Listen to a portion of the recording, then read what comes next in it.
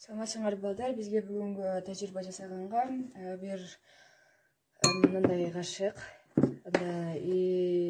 идиш, крахмал жана суу. Азырынча көрүнбөгөн үчүн суу керек. Эми ушулардын бардыгын биз азыр бардык ушунчалык крахмалдарды салабыз.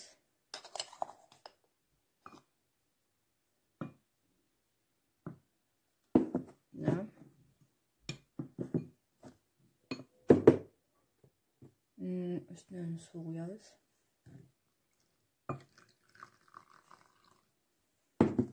Ondan keyin yaxshilab aralashtiramiz.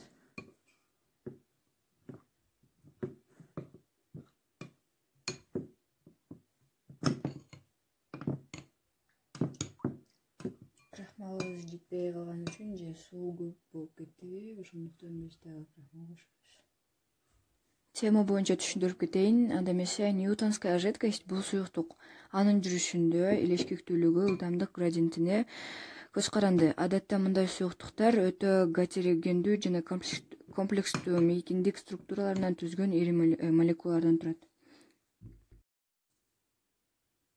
Суюктукта токтоп турган байланыштыргычтын макромолекулаларына тышкы таасири канчалык ылдамдыраак пайда болсо, суюктуктун илешкектүүлүгү ошончолук жогору болот. Эми биз ушундай суюктукту пайда кылдык. Сыртынан суюктук болуп көрүнгөнү менен, бирок ичи катуу болот. Колум менен канчалык кармасам да, ал өзүнүн мурунку формасында суюктукка келип калтат. Сиздер менен болгон 8-класстын окуучусу Масалиева Акшола.